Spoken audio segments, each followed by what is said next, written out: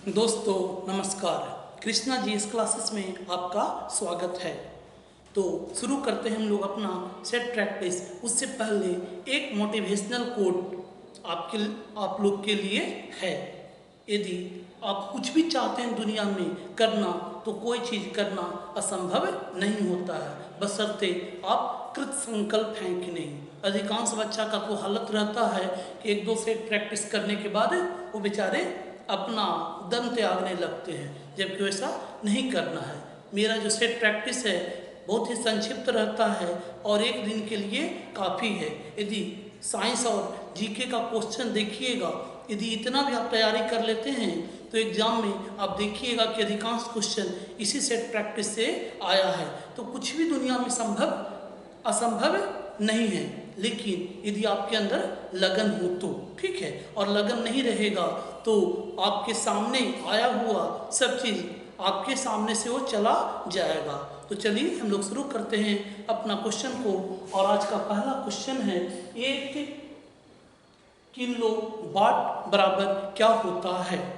कितना आसान क्वेश्चन है और बच्चा लोग क्या करेंगे कि न्यूमेरिकल को देखकर डरने लगते हैं, ठीक है।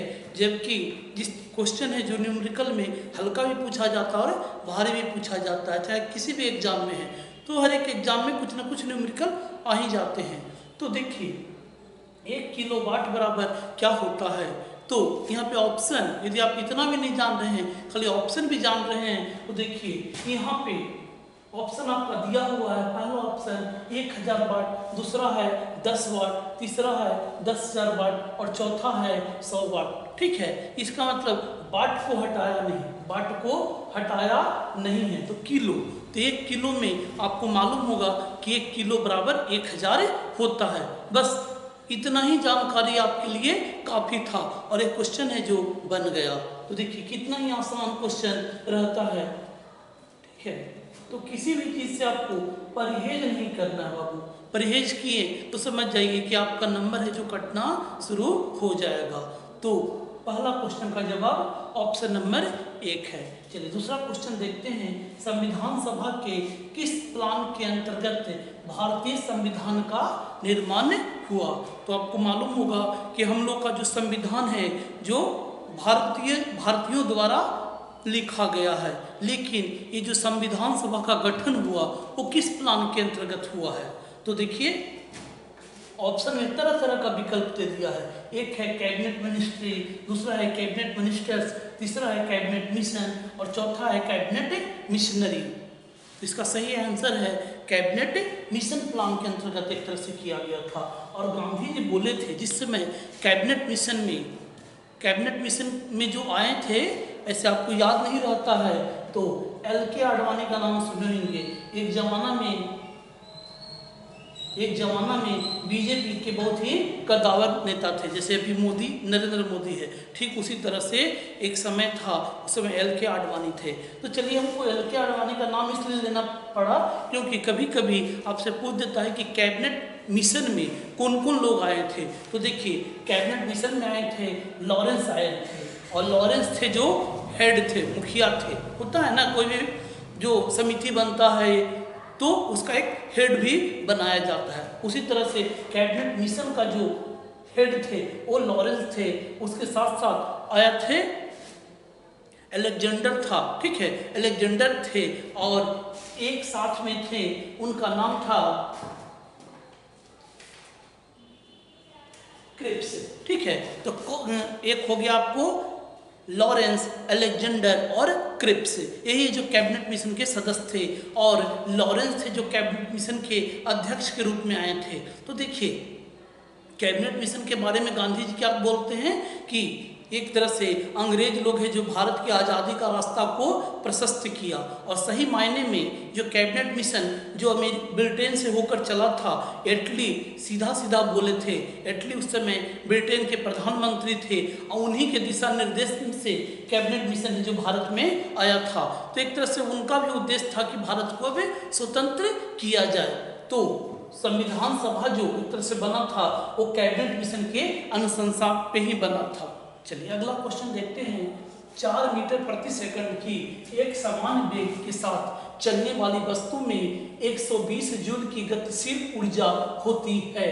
तो वस्तु का द्रव्यमान ज्ञात करें। तो देखिए यहाँ पे ऊर्जा के बारे में आपसे पूछा गया है, ठीक है, ऊर्जा के बारे में आपको दिया हुआ है, द्रव्यमान आपका चर्चा किया हुआ है, ठीक है, द्रव्यमान का चर्चा किया हुआ है और ये ऊर्जा लग रहा है कि गतिशील ऊर्जा है।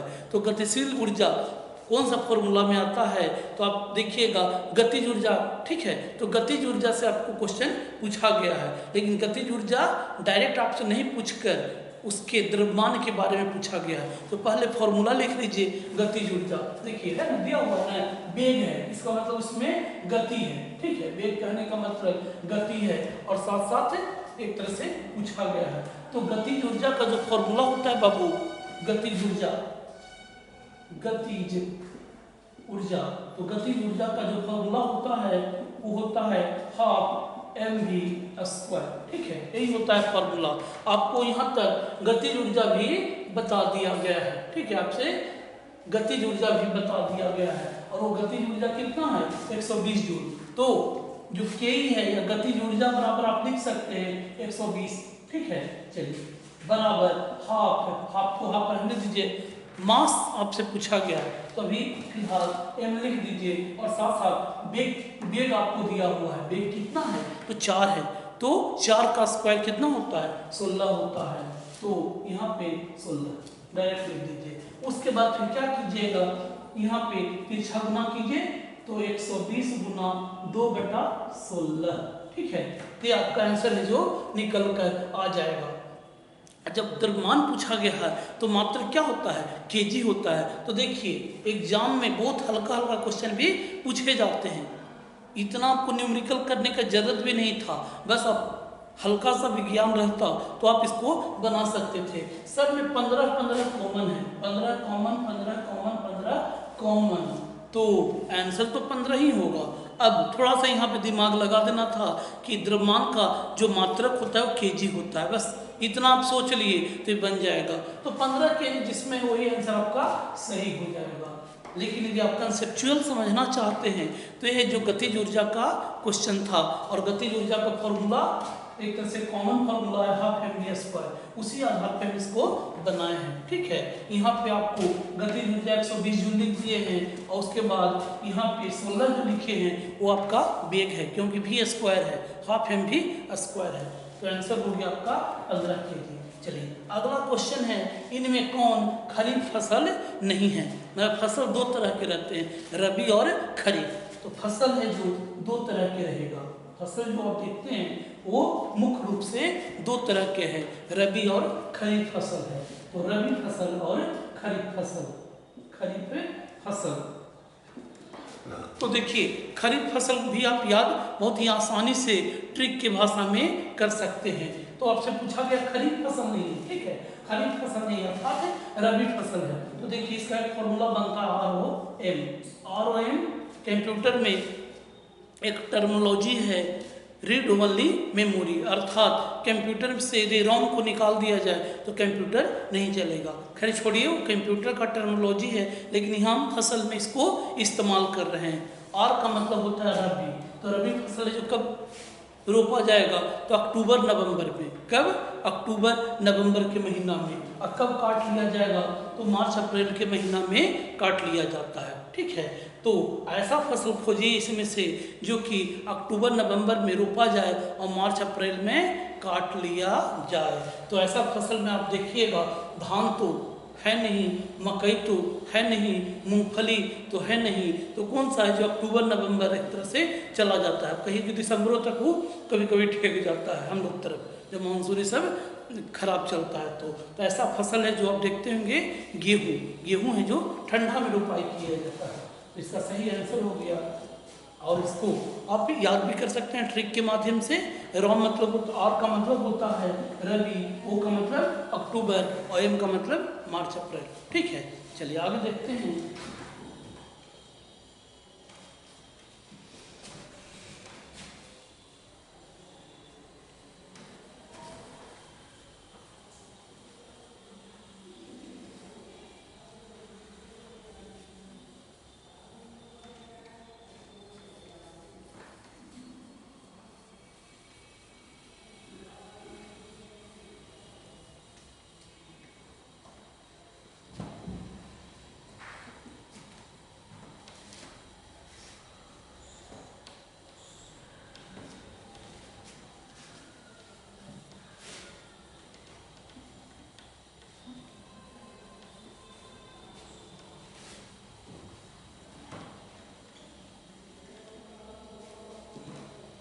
चलिए अगला क्वेश्चन है दोस्तों, बाबर के बारे में थोड़ा सा जानकारी लेते हैं। बाबर ने जो भारत में पहला आक्रमण कब किया था? आपको मालूम होगा कि बाबर के ही चलते भारत में जो मुगल वंश आया। यदि बाबर नहीं होता तो मुगल वंश की कल्पना हम लोग नहीं कर सकते हैं। तो बाबर का भारत में पहला आक्रमण,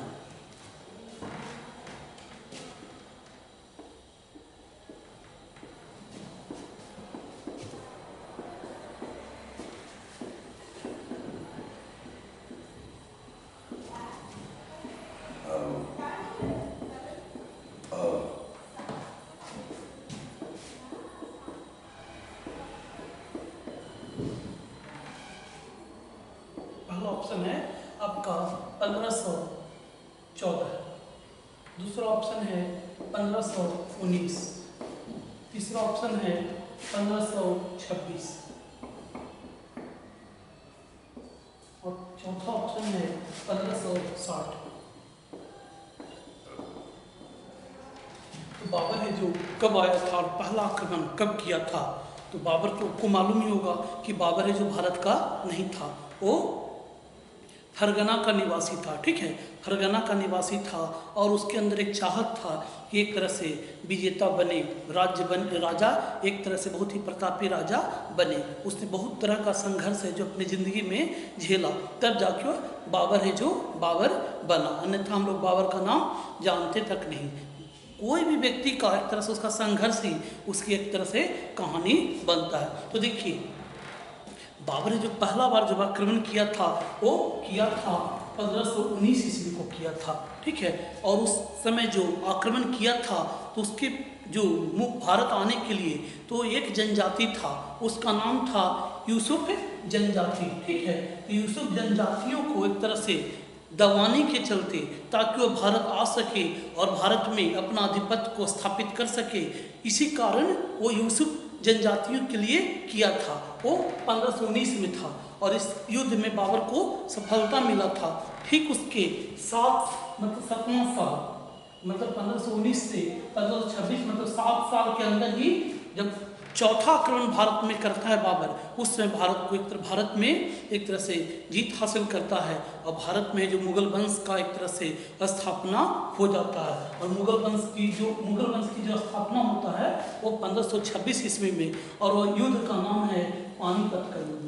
पानीपत का युद्ध, इसी युद्ध में बाबर का जीत हासिल होता है और कहा जाता है कि बाबर जो था उसके जो एक तरह से जो युद्ध करता था उसमें तोप भी रहता था और बंदूक भी रहता था, जबकि भारत उस समय इस तरह का चीज़ नहीं जानता था। यदि नहीं जानिएगा तो तकनीक से एक दूसरा को क्या कर दिया जाता है, पछाड़ दिया जाता है। क्योंकि टेक्नोलॉजी और साइंस टेक्नोलॉजी एक ऐसा चीज़ है जो आदमी को एक तरह से क्या कर सकता है, उसको आगे भी ले जा सकता है। यदि आप नहीं जान रहे हैं तो आपको पीछे भी घसका सकता है। तो ये सही आंसर हो गया 1519 ईस्वी। पहला आक्रमण बाबर का 1519 का था।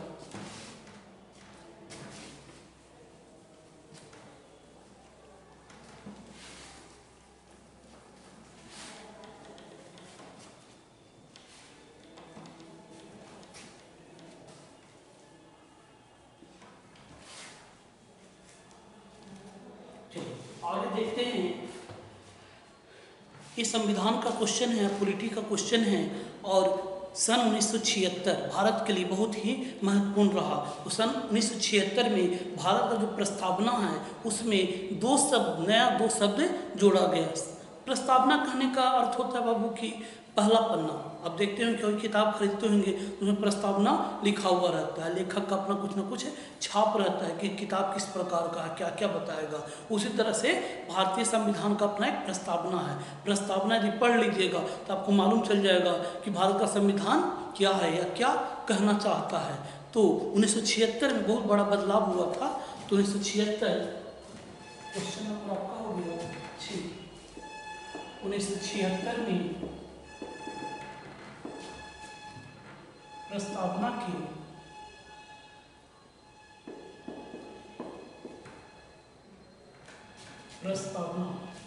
क्षेत्र में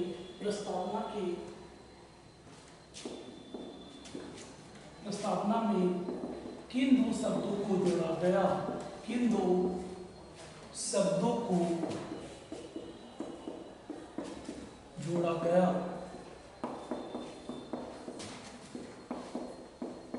चलिए, पहला ऑप्शन है गणतंत्र राजतंत्र। दूसरा ऑप्शन है आपका, दूसरा ऑप्शन हो गया समाजवाद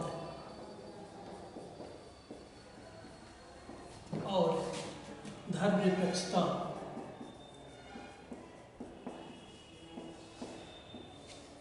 तीसरा ऑप्शन है समानता न्याय और चौथा ऑप्शन है नन ऑफ दीजिए। तो बताइए 42वां जो संविधान संशोधन हुआ था उसमें किन दो शब्दों को जोड़ा गया? तो वो था आंसर, इसका सही आंसर है समाजवाद एवं धर्मनिरपेक्षता। अर्थात कहने का मतलब है कि भारत है जो एक समाजवादी दृष्टिकोण रखता है, समाज को लेकर चलने वाला देश है। ऐसा नहीं है कि अमीर अमीर होते जाएंगे और गरीब गरीब होते जाएंगे, इस तरह का संविधान में वर्णन नहीं है। अर्थात समाज पे जोड़ दिया गया है और समाजकारी लोक कल्याणकारी कार्य किया जाएगा। और साथ ही साथ भारत है जो, भारत का अपना कोई धर्म नहीं होगा, अर्थात सर्वधर्म धर्म संभाव का यहाँ पे स्थिति होगा। सभी धर्म है जो एक समान रहेगा, चाहे हिंदू को बात कीजिए या मुसलमान का कीजिए या अन्य धर्म का बात कीजिए। तो 42वां संविधान संशोधन जो 1976 में हुआ था उसमें समाजवाद और धर्मनिरपेक्षता शब्द को जोड़ा गया था। चलिए आगे देखते हैं।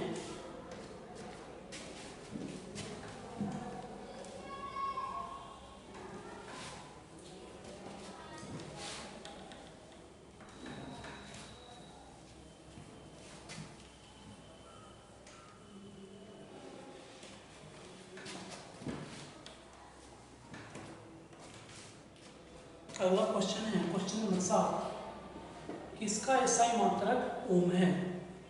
किसका एसआई मात्रक ओम है? पहला ऑप्शन है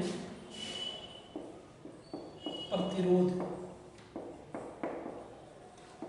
दूसरा ऑप्शन है धारा, तीसरा ऑप्शन है आवेश, चौथा ऑप्शन है विभवांतर।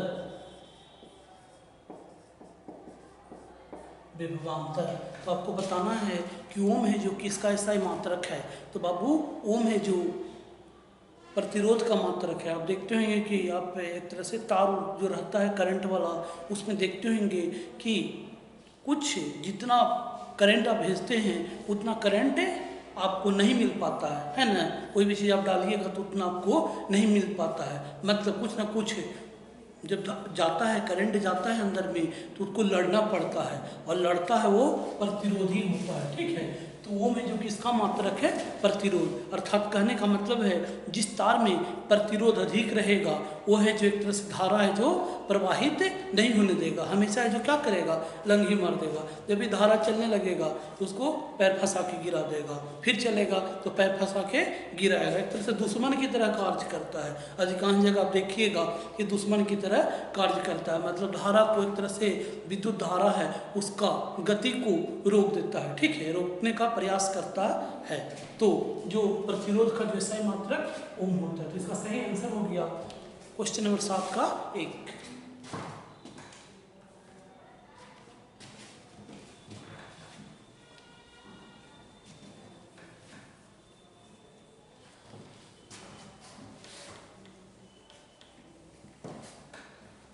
क्वेश्चन नंबर 8 पे देखते हैं और क्वेश्चन नंबर 8 है कि कौन है जो लाल संवहनीय संयोजी उत्तक है। तो क्वेश्चन नंबर 8 है निम्न में से कौन लाल संवहनीय संयोजी उत्तक है।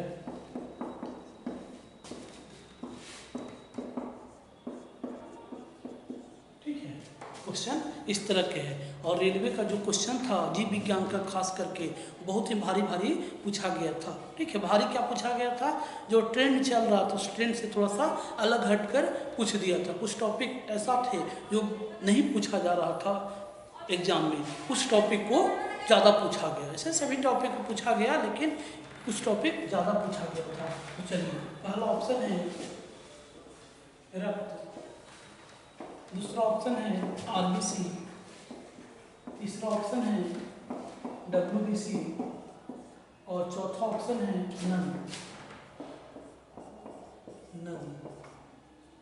नन ऑफ दीजिए या नॉट, नन ऑफ दीजिए।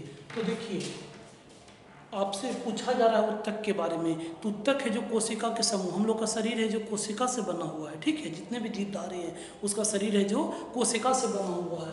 तो आपसे पूछा जा रहा है, कोशिका तो है ही, सॉरी उत्तक तो है ही, तो वही कोशिका के जो समूह होता है उसी को उत्तक बोलते हैं। तो यहाँ पे लाल होना चाहिए, उत्तक कैसा होना चाहिए, लाल होना चाहिए, और साथ ही साथ वो समबहनी मतलब बहने वाला भी होना चाहिए। लाल तो होगा ही उत्तक, और साथ साथ उसमें बहने का भी शक्ति होना चाहिए, और साथ साथ संयोजी मतलब जोड़ने वाला, कनेक्शन करने वाला, आपस में जोड़ने वाला। ठीक है, तो किस तरह का है, तो इसका सही आंसर है रक्त। इसका सही आंसर क्या है, रक्त है। रक्त है जो लाल संयोजी उत्तक है। ठीक है, रक्त है या हड्डी है, ये सब है जो संयोजी उत्तक का ही उदाहरण है। हड्डी भी आप देखिएगा कि हड्डी है जो मांस से जुड़ा हुआ है, अर्थात उसमें भी कैपेसिटी क्षमता होता है कि जोड़ ले। उसी तरह से जो खून होता है, शरीर का जो खून होता है, वो भी जो आपस में क्या होते हैं, आप देखिएगा आपस में शरीर में घुस घुस कर सब पदार्थ से, शरीर के हर एक पदार्थ को आपस में जोड़ने का प्रयास करता है। तो इसका सही आंसर हो गया रक्त, खून।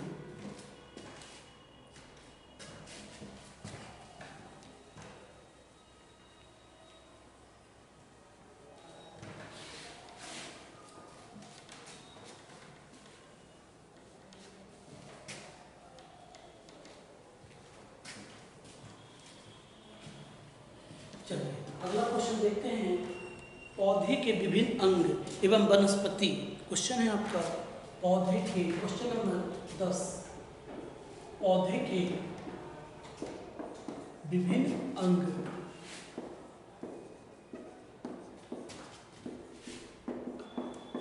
वनस्पतियों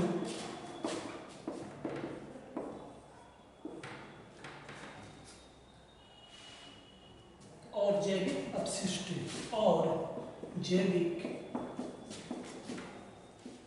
अपशिष्ट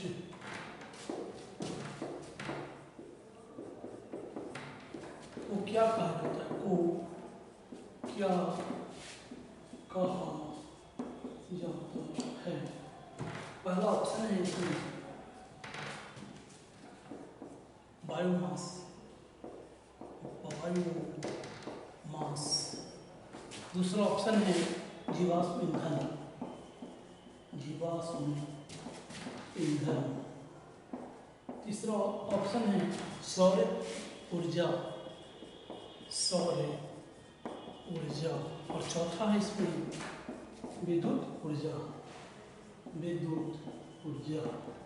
तो आपको बताना है बाबू कि बताइए, जो पौधा होता है या पौधा का जो एक तरह से जो भाग है जो बेकार हो जाता है, अपशिष्ट अंग हो जाता है, या कोई भी वनस्पति है, घास है, ये सब का एक तरह से अपशिष्ट को क्या कहा जाता है। अब देखते होंगे कि जो चावल का बहुत गंदा चावल रहता है उसको आप फेंक देते हैं। ठीक है, फेंक देते हैं, हम लोग करते हैं, या खास करके हम लोग गोबर गैस प्लांट लगाते हैं। तो गोबर गैस प्लांट में क्या रहता है, जो एक तरह से जीवधारी रहता है उसी का अपशिष्ट जो भाग होता है उसी को हम लोग करते हैं, तो उसे हम लोग कहते हैं बायोमास। ठीक है, बायोमास कहा जाता है। उसका सही आंसर हो गया ऑप्शन नंबर 1। बायोमास में सबसे ज़्यादा है जो मीथेन की मात्रा पाया जाता है, जबकि ये जो आपका जीवाश्म ईंधन है, तो जीवाश्म ईंधन का उदाहरण होता है कोयला, डीजल, पेट्रोलियम ये सब जीवाश्म ईंधन का है। इसको बनने में बहुत लंबा समय लगता है इस ईंधन को,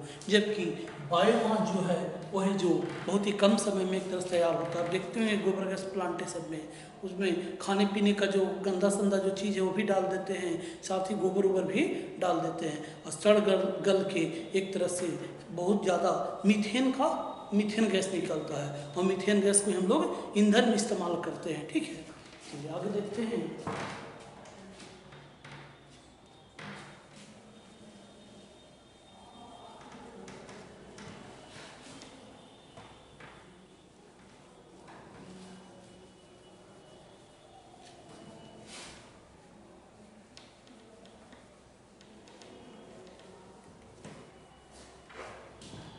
क्वेश्चन नंबर 11 है 10 न्यूटन का बल 10 न्यूटन का बल किसी वस्तु पर काम कर रहा है। वस्तु पर कार्य कर रहा है तो वह वस्तु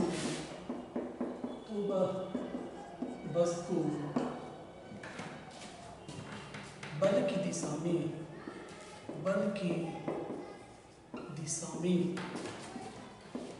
5 मीटर विस्थापित होती है तो कार्य होगा।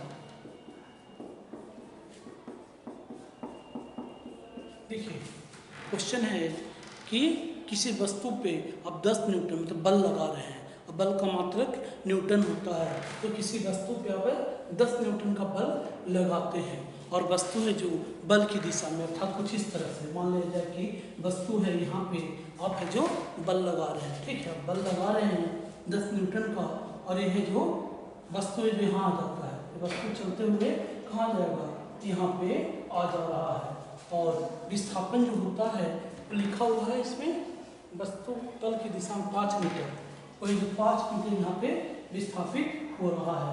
आपसे पूछा जा रहा है कार्य के बारे में, इसका आंसर क्या होगा, बाबू? तो देखिए कार्य का जो फॉर्मूला होता है बल का F×S होता है और यहाँ पे बल है जो 10 न्यूटन लगा और विस्थापन इसका कितना हुआ है, विस्थापन हुआ है 5 मीटर का, तो बल 50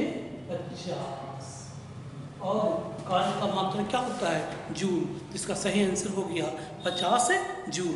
ठीक है, तो सही आंसर इसमें हो जाएगा ऑप्शन में देखिएगा जहाँ पे भी 50 जूल दिया हुआ है वो सही है, -50 जूल दिया हुआ है तो गलत हो जाएगा, -50 जूल गलत हो जाएगा। वो कब होता सही, बल इस ओर लग रहा है, बल है जो इस ओर हो रहा है और विस्थापन इस ओर हो रहा है। आप देखते हैं कभी कभी मोटरसाइकिल चल रहा है उसमें ब्रेक लगाते हैं, जब ब्रेक लगाते हैं तो आप चाहते हैं कि तुरंत रोक दे, बल लगा रहा है, बल है जो आप इस ओर लगा रहे हैं यहीं पे रुक जाए, लेकिन मोटरसाइकिल है जो घिसकते कुछ दूर आगे जाती है। ठीक है, तो विस्थापन दूसरे ओर हो जाता है, बल है जो दूसरे ओर लगता है उसमें माइनस साइन आ जाएगा। ठीक है, क्योंकि यहाँ पे एक साइड को आप क्या कीजिएगा, एक को आप प्लस लेते हैं तो एक को माइनस लेना पड़ता है, तो उस स्थिति में हो सकता है।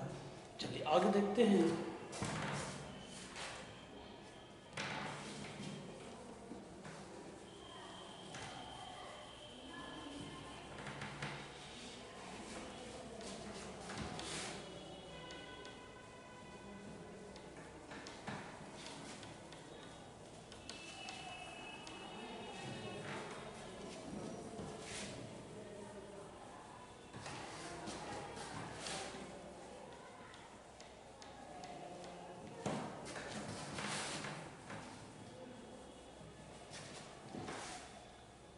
चलिए अगला क्वेश्चन है आपका, किसी वस्तु का संवेग किस पर निर्भर करता है। तो क्वेश्चन नंबर आपका हो गया किसी वस्तु का संवेग किस पर निर्भर करता है, किस पर निर्भर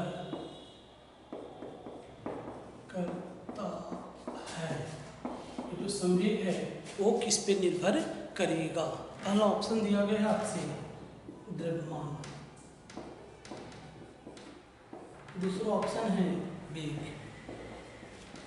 तीसरा ऑप्शन है द्रव्यमान एवं वेग, द्रव्यमान एवं वेग, और चौथा ऑप्शन है ऑप्शन नंबर डी आपका हो गया वेग एवं बल, वेग एवं बल।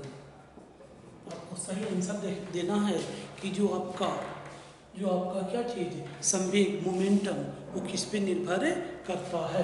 तो संवेग जो होता है वो आपका द्रव्यमान और वेग पे निर्भर करता है। तो संवेग है जो द्रव्यमान और वेग पे। अब कहिएगा कैसे सर, तो कैसे सर उसका भी आंसर है P। तो P बराबर क्या होता है mv। तो P बराबर आपका mv होता है, संवेग होता है जो कैसे निकाला जाता है, तो द्रव्यमान और वेग का क्या है गुणनफल है, अर्थात द्रव्यमान को बढ़ाइएगा या घटाइएगा तो भी संवेग पे असर पड़ेगा, यदि वेग को भी घटाते बढ़ाते हैं तो भी असर पड़ेगा, दोनों को घटाते बढ़ाते हैं तो भी असर पड़ेगा। इसका सही आंसर हो गया द्रव्यमान एवं वेग। ठीक है, जब भी गाड़ी चल रहा है तो आप बोल सकते हैं कि गाड़ी का अपना कुछ संवेग होगा, वो गति की मात्रा भी बताता है। संवेग क्या है, गति की मात्रा को भी बताता है। तो आगे देखते हैं।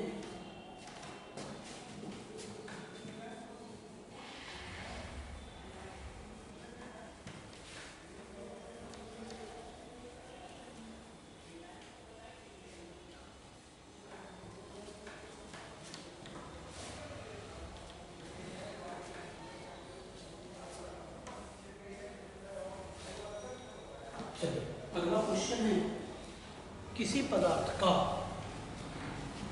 क्वेश्चन नंबर आपका हो गया 13, किसी पदार्थ का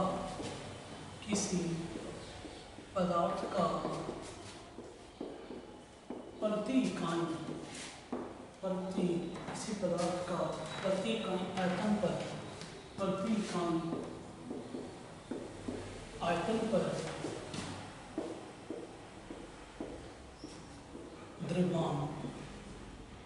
द्रव्यमान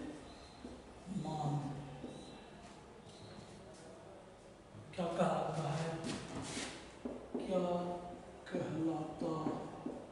है, अब तो क्वेश्चन पूछा गया है कि प्रति इकाई आयतन, ठीक है, प्रति इकाई आयतन पर द्रव्यमान। तो जो प्रति इकाई आप सुने होंगे, जैसे शक्ति का फॉर्म जब शक्ति पढ़े होंगे तो उसका परिभाषा है कार्य करने की दर को शक्ति कहा जाता है। तो उसी तरह से यहाँ पे प्रति इकाई आयतन, ठीक है, प्रति इकाई आयतन, इसको जो देख रहे हैं वो नीचे आ जाएगा, अर्थात आयतन है जो नीचे आ जाएगा। जब भी इस तरह का आप देखते हैं तो प्रति इकाई आयतन नीचे ले आइए, पर द्रव्यमान मतलब द्रव्यमान के बारे में पूछ रहा है, तो द्रव्यमान अर्थात इसका फॉर्मूला ऐसा है कि द्रव्यमान बटा आयतन, ठीक है, द्रव्यमान बटा आयतन किसे कहा जाता है। तो देखिए ये द्रव्यमान बटा आयतन किसका है, तो आपको ऑप्शन दिया हुआ है, पहला घनत्व का, ऑप्शन ए है घनत्व है, दूसरा ऑप्शन है बल है, तीसरा ऑप्शन है कार्य है, और चौथा ऑप्शन आपका है संवेग। इसका सही आंसर हो जाएगा घनत्व। घनत्व का ही फॉर्मूला है आपका द्रव्यमान बटा आयतन, ठीक है। तो क्वेश्चन है जो आपका फॉर्मूला बेस्ड क्वेश्चन था, इसको हम लोग पौवा क्वेश्चन बोलते हैं। पौवा एक पौवा होता है ना, तो पौवा क्वेश्चन था, कुछ नहीं किया हुआ था, बशर्ते यदि आप घनत्व का फॉर्मूला मालूम था तो आप इसको कर सकते थे। कैसे, क्योंकि प्रति इकाई आयतन, तो आयतन कहाँ हो जाएगा, नीचे आ जाएगा, पर द्रव्यमान तो द्रव्यमान बटा आयतन किसका फॉर्मूला है, तो फॉर्मूला आपका हो जाता है घनत्व का, डेंसिटी का।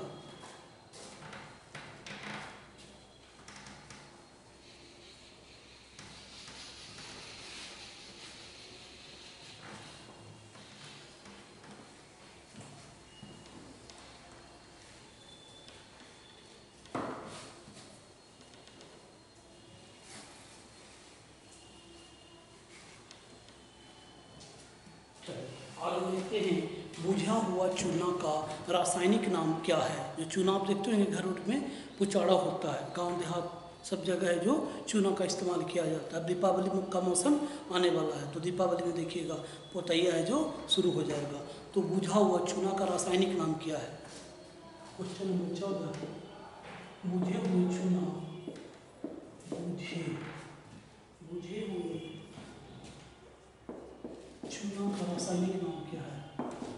चूना का रासायनिक नाम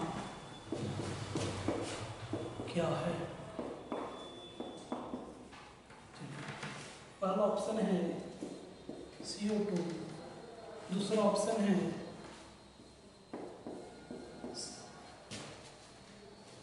COH, COH का होल ट्वाइस, तीसरा ऑप्शन है CaO, चौथा ऑप्शन है H2O। तो आपको बताना है, ये ऑप्शन है आपका CaOH का होल ट्वाइस। तो जो चूना होता है जिसको हम लोग पुचाड़ा करते हो क्या रहता है? तो कैल्शियम हाइड्रोक्साइड रहता है। देखिए चूना में तो कैल्शियम रहेगा ही रहेगा, तो कैसा है? तो कैल्शियम हाइड्रोक्साइड। अब कैसे आता है? तो देखिए यहाँ पे हम आपको दिखा देते हैं। देखिए ये कैल्शियम ऑक्साइड से ही कैल्शियम, उसको पानी में डालिएगा तो कैल्शियम हाइड्रोक्साइड बन जाएगा। जैसे यहाँ पे CaO है और अब पानी में डाल रहे हैं, जल में डाल रहे हैं, इसी से प्रतिक्रिया करेगा और प्रतिक्रिया करने के बाद क्या बना लेता है? CaOH2 का होल ट्वाइस। ठीक है, देखिए दो यहाँ पे ऑक्सीजन आप देख रहे हैं, दो ऑक्सीजन है और दो हाइड्रोजन है, तो OH का होल ट्वाइस आप देख रहे हैं। और साथ में आपका क्या है? कैल्शियम। तो बुझा हुआ चूना का रासायनिक नाम कैल्शियम हाइड्रोक्साइड होता है। चलिए आज का लास्ट क्वेश्चन देख लेते हैं।